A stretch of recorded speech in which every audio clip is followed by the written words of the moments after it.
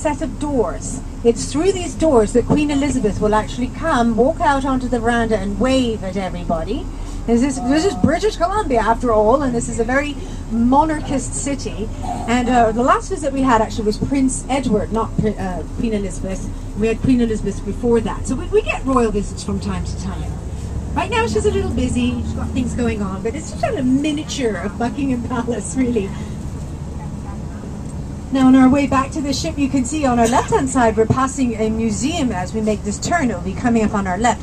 This is the Royal BC Museum, and they have a wonderful exhibition of photographs of Queen Elizabeth to mark her Diamond Jubilee. This is considered to be one of the 4 best museums in North America. This is the Royal BC Museum. And you notice how everything is very close here. And within this area, there's about 3 other museums and tons of shops and restaurants. There's a lot of things very close together. It's a very pedestrian-friendly city.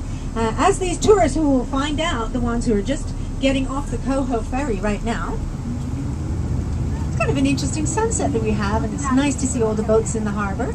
As we pass by the Parliament buildings, you can see this poor lady in black who's been a little overshadowed by this giant sequoia. That's our city Christmas tree. It needs a trim too. And that's Queen Victoria. So she's trying to look out over her harbour. And there's our bridge in the background, which we won't be having that silhouette much longer. Lots of things going on here. Lots of little businesses as well. It's not just tourist stuff, but also the whale watching boats. There's a little sailboat thing there where you can take a 3-hour tour. So if anybody's ever watched Gilligan's Island, a 3-hour tour. Yeah. That's what Ginger thought when she packed all those evening dresses. So also the Coho's just got in, and you can see a lot of cars just getting off the ferry. It's quite interesting here, the Coho. It makes this area of town a little busy, especially during the daytime when all the horses and carriages are around. But this is actually technically considered to be the United States, just over this fence on our right hand side. So if you were to jump over that fence, you'd better have your passport with you. All of these people have just cleared customs and crossed the border. So that's one of our main US links there. Nice places along here to sit out on the deck and have a meal or a margarita or something. Of course, it gets a little chilly here in the evenings, so most people do like to sit under the radiant heaters.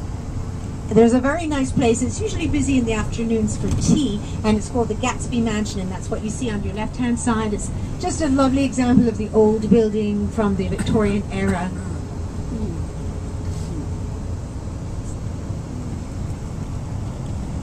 Now, during the 1960s, 70s, and 80s, a lot of hotels were all built around this particular area.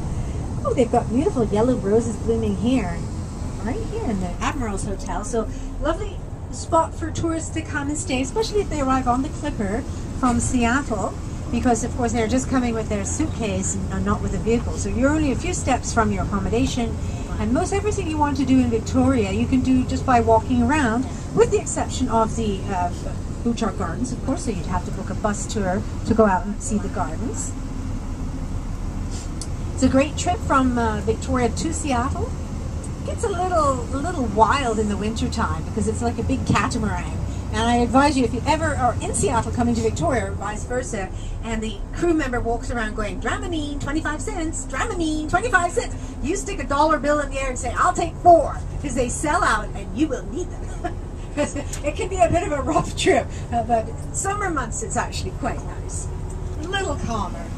Now, amongst all this building going along here in Victoria, we've also encountered some things that are not so great for the skyline of the city.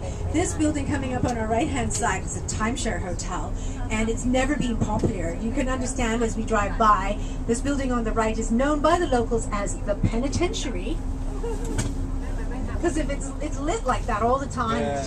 It's just plumb ugly.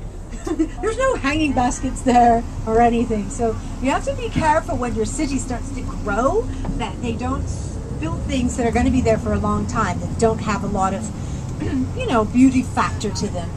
Now, as we come around the corner here, this has got me laughing so much. I just can't help giggling every time I go past. They started digging up this park here, which is really a softball field where lots of people play softball. And at first I thought, oh my goodness, they're going to build another big luxury condominium unit here. But no, it's actually something even more silly than that.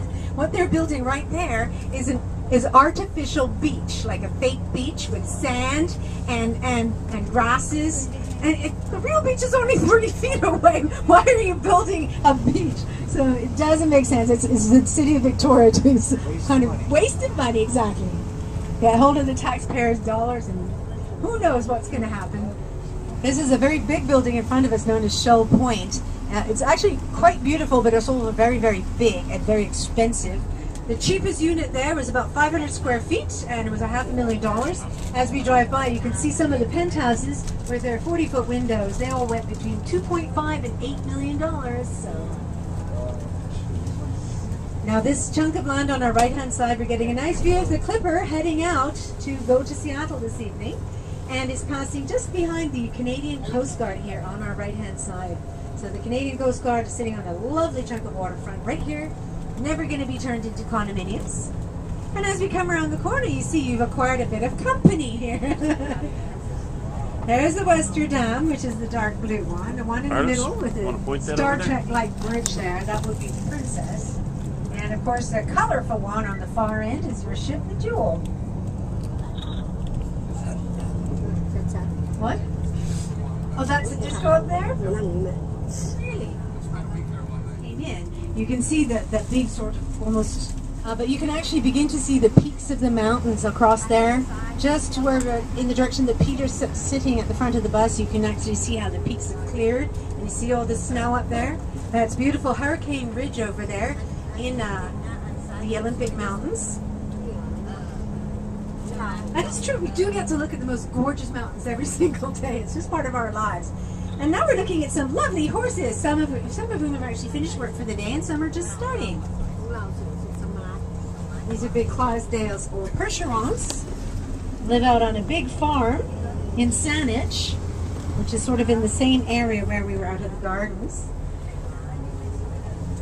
Here's our ship. Most of them are girls, believe it or not. The girl horses. We do a lot of tours with those horses, and for some reason the female horses are more calm in traffic.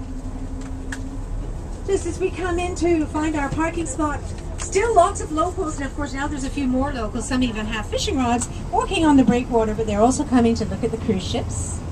You can see a big freighter in the distance.